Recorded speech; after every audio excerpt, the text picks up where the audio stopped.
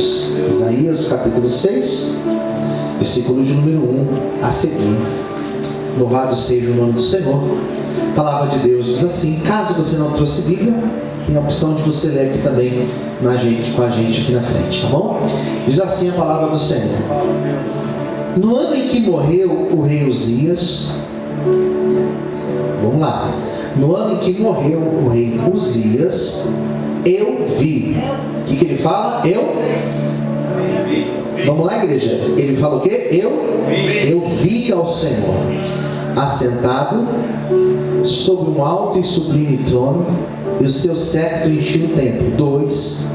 E os serafins estavam acima dele, cada um tinha 6 asas, com 2 cobriam o seu rosto, e com 2 cobriam os pés, e com 2 voavam. E clamavam uns para os outros, dizendo: Santo, Santo, Santo é o Senhor dos exércitos. Vamos ler? Todos juntos? Santo, Santo, Santo é o Senhor dos exércitos. Toda a terra está cheia da sua glória. 4.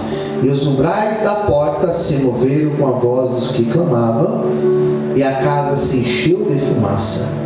Então disse eu: ai de mim, que vou perecendo, porque eu sou um homem de lábios impuros, e habito no meio de um povo de impuros lábios, e os meus olhos viram o Rei, o Senhor dos exércitos. Mas um dos serafins voou para mim, trazendo na sua mão brasa viva, que tirara do altar com uma tenaz. Com ela tocou a minha boca e disse: eis que isto tocou os teus lábios, e a tua iniquidade foi tirada, e purificado o teu pecado. 8. Depois disso, ouvi a voz do Senhor que dizia: a quem enviarei? Quem há de ir por nós? Então disse eu: eis-me aqui, envia-me a mim. Vamos orar. Senhor, fala conosco nesta manhã. Esta é a hora da palavra ser ministrada. Fala, Senhor, aos nossos corações. Inspira, fale com a tua igreja. Estamos prontos para ouvir tua voz, em nome de Jesus. Amém. Vamos glorificar e aplaudir Jesus com muita alegria. E louvado seja o nome do Senhor. Esse mês, como vocês sabem, estamos trabalhando a palavra com o tema confronto e conversão. Somos confrontados e esse confronto traz a conversão. E para falar de conversão, semana passada eu falei do apóstolo Paulo. E falar de Paulo para mim é muito inspirador, porque em muitos momentos da minha vida, meu chamado ministerial, eu falo minha vida, e quando eu falo da minha vida e do ministério, eu falo de coisas que são entrelaçadas, que é uma coisa só na minha vida. Hoje eu vivo o meu chamado, de fazer a obra de Deus, de estar na presença de Deus de forma integral, e não é desde hoje, São mais de 20 anos que a minha vida está entrelaçada com isso. E eu olho para a vida de Paulo, isso já me inspirou muito, pelo envolvimento de Paulo com a obra, pelas dificuldades que Paulo teve, apesar de ser o apóstolo Paulo, tanto de dificuldades, as situações que ele passou, isso me trouxe muita inspiração para o meu ministério. Mas quando eu olho para o Antigo Testamento e eu encontro diversos exemplos, esse exemplo de Isaías, para mim, ele é muito referencial, ele é muito marcante, porque esse chamado de Isaías, a gente leu 8 versículos, só 8 versículos, mas é incrível como esses 8 versículos eles falam comigo. Porque quando a gente fala hoje de chamado, quando a gente fala de conversão, a gente fala de um processo que acontece na nossa vida, que é um processo que acontece naturalmente. Eu vou citar e você vai perceber que assim foi na tua vida. Teve um dia que você foi chamado por Deus. E se você nasceu na igreja ou não, se você nasceu, é o mesmo processo. Um dia você foi chamado por Deus. Glória a Deus. Que nascer na igreja, nascer num lar, como os meus filhos, né, nasceram, que o pai já está na presença de Deus, que a mãe já está na presença de Deus, não garante que já tem o chamado. Posso ouvir um amém, queridos? Amém. Que já está tudo certo, que já pagou a passagem do ônibus, não tem nada a ver. É individual o negócio. Minha filha está aqui, vai chegar uma hora que ela vai ter que entregar a vida dela para Jesus. Vai chegar uma hora que ela vai ter que ter encontro dela com Jesus. Posso ouvir um amém, queridos? Amém. É assim, não está garantido nada. E a gente percebe, olhando por exemplo, o texto de Isaías, que ele teve esse encontro com Deus, que ele foi chamado por Deus e foi levantado por Deus para fazer a obra. Veja que é dinâmico. Posso ouvir um amém, queridos? Amém. Você entrega a sua vida para Jesus hoje e você já ouve o chamado de Jesus e você já sai pela porta para ir fazer a vontade de Jesus. É isso. Isaías foi assim.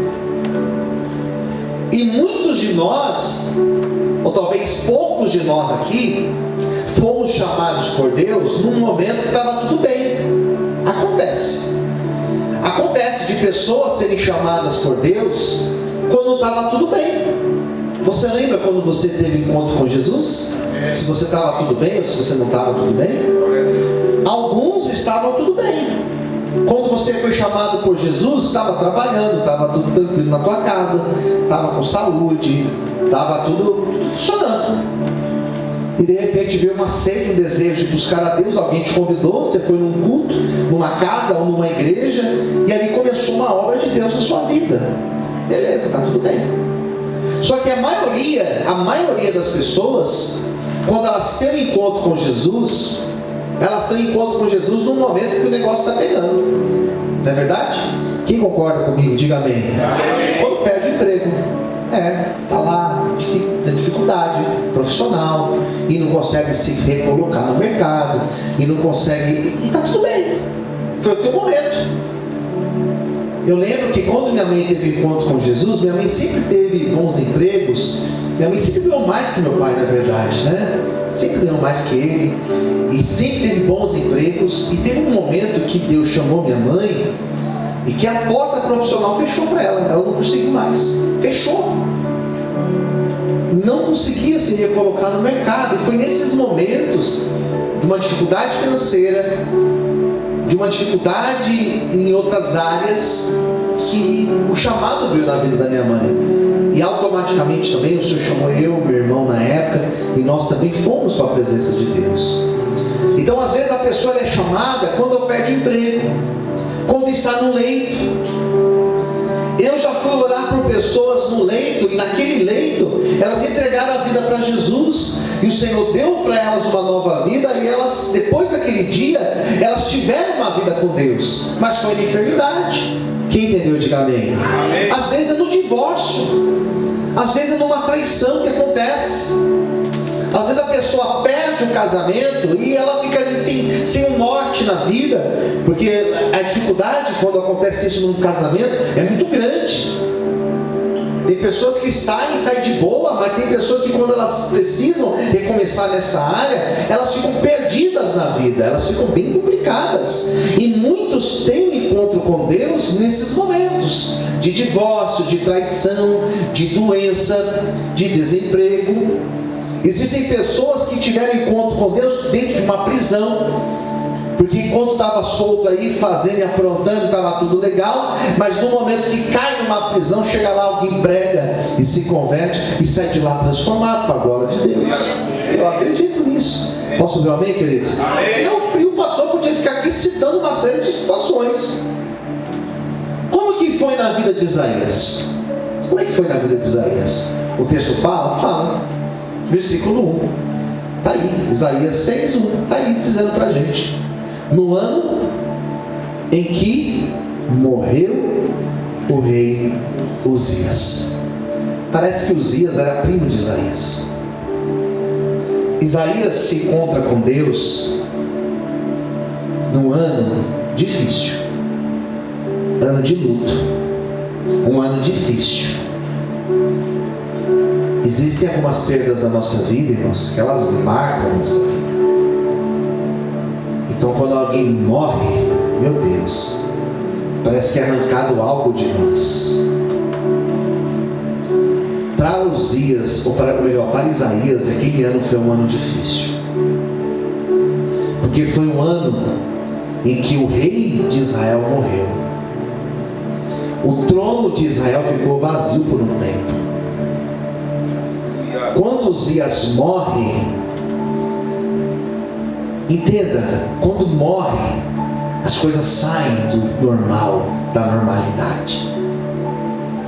Então, para Isaías, aquele ano foi um ano difícil. Foi um ano que ele perdeu Uzias. Foi um ano que ele viu o trono de Israel vazio.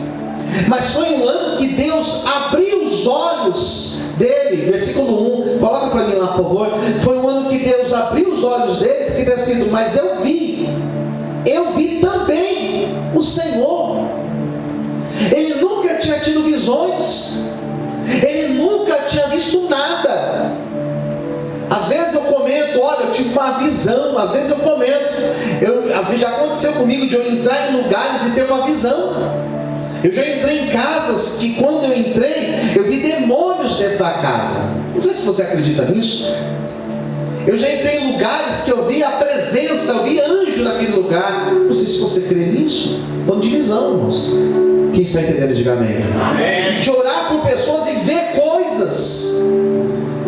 Diz a Bíblia, queridos, que Deus abriu os olhos de Isaías e ele teve uma visão da parte de Deus. E a visão que ele teve foi uma visão antagônica, porque se por um lado Israel tinha perdido o rei, no ano em que morreu o rei Uzias, eu vi o Senhor, ele está falando de Deus, eu vi Deus assentado sobre um alto e sublime trono. O trono de Israel estava vazio, mas o trono de Deus estava lá, e Deus estava no trono. Não sei se você pegou aquilo que Deus está falando nessa manhã.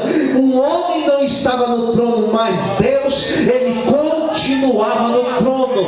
Trono fala de governo, trono fala de controle. Existem momentos na nossa vida que nós perdemos o controle, mas Deus permanece no trono. Ele permanece no controle de todas as coisas, inclusive da minha vida e da tua vida. Deus está no controle de todas as coisas para sempre. Aleluia! Glória a Deus.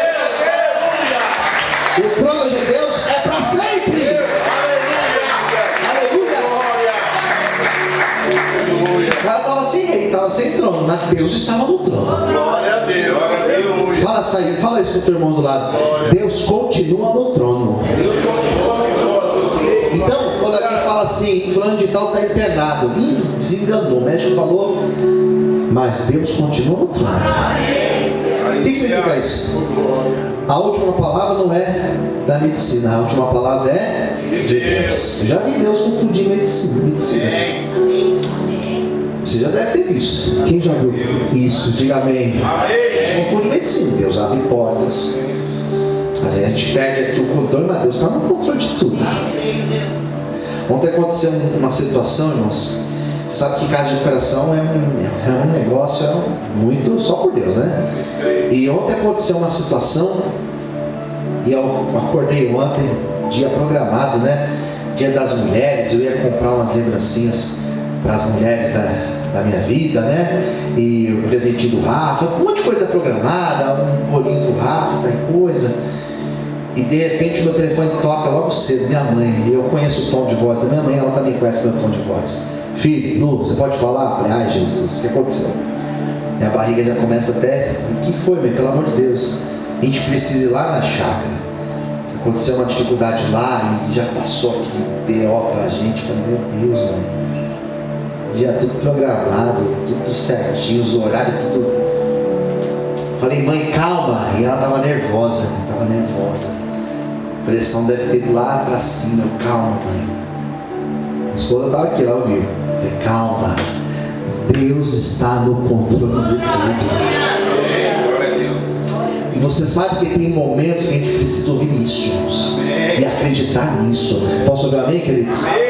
Na hora da angústia, na hora do apego, na hora que o negócio está pegando fogo mesmo, alguém tem que chegar e falar para você: olha, Deus está no controle. Calma, Deus está no controle. Sabe o que aconteceu, irmãos? Nós fomos para Mairique ontem, resolvemos tudo lá, voltamos, e quando já era umas 4 horas da tarde, que eu estava chegando em São Paulo, já estava tudo resolvido para a glória de Deus. Deus está no trono, aleluia!